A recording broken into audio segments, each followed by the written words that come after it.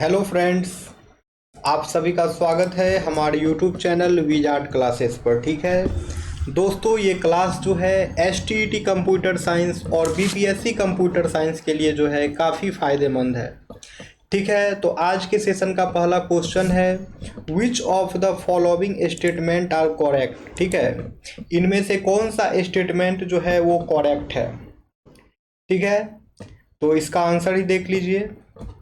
तो ऑप्शन 2 और ऑप्शन 3 ये दोनों स्टेटमेंट जो है सही है, यानी कि it is possible to combine two और more files opening mode in open method. ठीक है, यानी कि ओपनिंग मोड ओपन मेथड में जो है दो या दो से ज़्यादा फाइल्स जो है कंबाइन किए जा सकते हैं। फिर है iOS opening mode and iOS output mode में जो है input and output files are opening modes respectively. ठीक है, तो iOS इन और iOS आउट जो है दोस्तों, ये दोनों जो है इनपुट और आउटपुट ओपनिंग मोड्स होता है, इसलिए जो है दोनों स्टेटमेंट सही है। अब है which layer of the TCP IP stack corresponds to the OSI model transport layer. ठीक है, TCP IP स्टैक का जो है कौन सा लेयर जो है OSI मॉडल ट्रांसपोर्ट लेयर के जो है क्रॉसपॉन्ड होता है। ऑप्शन ए है host to host, option B है एप्लीकेशन, ऑप्शन सी है इंटरनेट, ऑप्शन डी है more than one of the above, option E है नन ऑफ द एबव।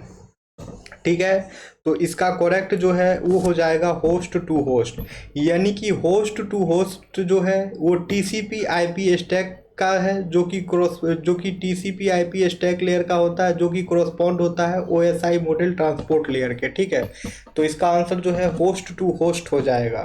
ठीक है, तो जैसे देख सकते हैं ये जो है हमारा OSI मॉडल है, और OSI मॉडल में जो है 7 लेयर होते हैं। ठीक है, फिजिकल लेयर जो है वो लोवेस्ट लेयर होता है, फिर है data link layer, network layer, transport layer, session layer, presentation layer, application layer. दोस्तों याद रखना है कि सेशन लेयर जो है वो 5वां लेयर होता है। बहुत सारे एग्जाम में क्वेश्चन पूछता है which is the 5th layer of the OSI model, तो इसका आंसर जो है सेशन लेयर हो जाएगा। ठीक है, तो बाकी देख सकते हैं, बस यही इंपॉर्टेंट था, एक सेशन लेयर याद रखना है। सेशन लेयर जो है 5वां लेयर होता है, और OSI मॉडल में जो है 7 लेयर होते हैं टोटल। अब देखते हैं कि कौन से लेयर पे कौन सा प्रोटोकॉल जो है काम करता है। ठीक है, तो एप्लीकेशन लेयर पे जो है एप्लीकेशन लेयर जो है इंड यूजर लेयर है, और इसमें जो है HTTP FTP ये सब प्रोटोकॉल जो है इस पे काम करते हैं। DNS भी इस पे हो जाएगा। फिर है प्रेजेंटेशन लेयर, तो ये जो है सिंटैक्स लेयर का काम करता है।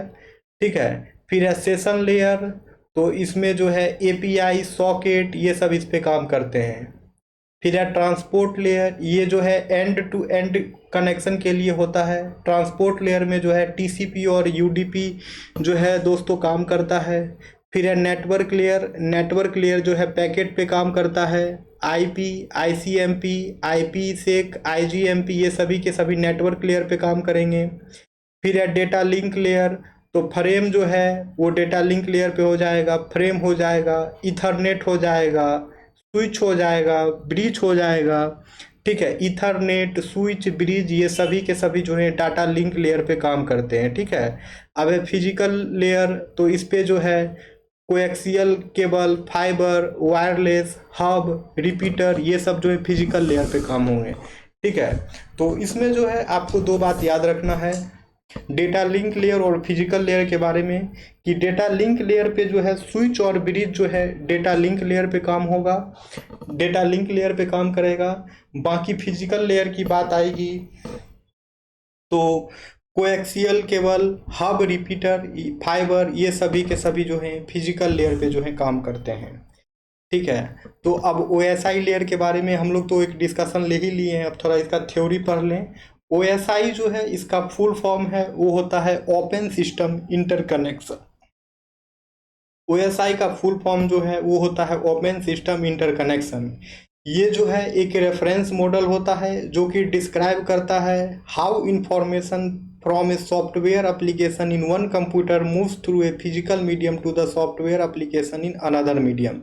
तो कोई भी इंफॉर्मेशन जो है एक सॉफ्टवेयर एप्लीकेशन से जो है दूसरे कंप्यूटर के थ्रू दूसरे कंप्यूटर में जो है कैसे जाता है थ्रू फिजिकल मीडियम, तो वही जो है OSI लेयर का जो है काम हो गया। OSI लेयर में जो है 7 लेयर होते हैं, जो कि लेयर का नाम हम लोग पढ़े भी थे। और इसमें जितने भी लेयर होते हैं सारे लेयर जो है एक स्पेसिफिक नेटवर्क फंक्शन को जो है परफॉर्म करते हैं, ठीक है। तो ये जो OSI मॉडल है यानी कि ओपन सिस्टम इंटरकनेक्शन जो है, ये OSI मॉडल डेवलप किया गया था ISO के द्वारा।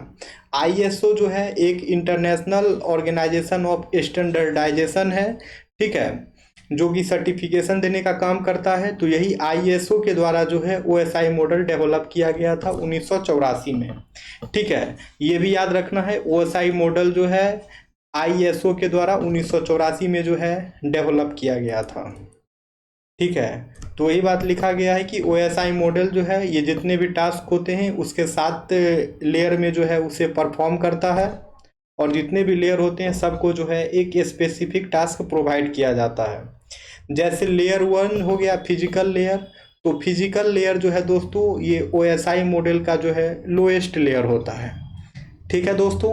फिजिकल लेयर जो है OSI मॉडल का जो है लोएस्ट लेयर होता है, ठीक है। तो फिजिकल लेयर जो है दोस्तों इसमें केबल्स, नेटवर्क कार्ड, ये सब जो है इस पे काम करते हैं। जैसे हब रिपीटर है जो है वो भी फिजिकल लेयर पे ही काम करते हैं, ठीक है। तो इसमें लिखा भी है कि फिजिकल लेयर जो है एक्चुअल में जो है वो फिजिकल कनेक्शन डिवाइस के बीच में जो है फिजिकल कनेक्शन प्रोवाइड करने के लिए ही जो है फिजिकल लेयर का यूज होता है, ठीक है। ये फिजिकल कनेक्शन जो है दोस्तों ये जो है ट्विस्टेड पेयर केबल के द्वारा हो सकता है, फाइबर ऑप्टिक केबल के द्वारा हो सकता है, कोएक्सियल केबल के द्वारा, या फिर वायरलेस कम्युनिकेशन मीडिया के द्वारा, ठीक है दोस्तों। अब आइए डेटा लिंक लेयर पे। तो it is responsible for reliable node to node delivery of data, ठीक है। ये जो है रेस्पॉन्सिबल होता है reliable node to node delivery of data के लिए। जैसे कि डेटा लिंक लेयर हो गया तो इसमें फ्लो कंट्रोल का काम होगा, एरर कंट्रोल का काम होगा, फिजिकल एड्रेसिंग का काम होगा, फ्रेमिंग का काम होगा, एक्सेस कंट्रोल का काम होगा। ये सभी के सभी जो है डेटा लिंक लेयर पे काम होगा। दोस्तों जिन्हें स्क्रीनशॉट लेना है वो लोग अपना स्क्रीनशॉट भी ले लें, क्योंकि ठीक रहेगा बाद में आप लोगों को, अगर आप लोग डायग्राम के फॉर्म में पढ़िएगा तो, ठीक है। तो देख लिए कि डेटा लिंक लेयर पे जो है एरर कंट्रोल होता है, फ्लो कंट्रोल होता है, एक्सेस कंट्रोल होता है, फ्रेमिंग होता है, फिजिकल एड्रेसिंग होता है। ये सभी के सभी जो है डेटा लिंक लेयर के फंक्शन है, ठीक है। तो अब डेटा लिंक लेयर जो है उसको 2 सब लेयर में जो है डिवाइड किया जाता है। एक है LLC और दूसरा है मैक। LLC का फुल फॉर्म हो जाएगा लॉजिकल लिंक कंट्रोल, और मैक का फुल फॉर्म हो जाएगा medium access control sub layer, ठीक है। तो देखिए अब नेटवर्क लेयर के बारे में, ये क्या नेटवर्क लेयर के बारे में है, आगे आइए।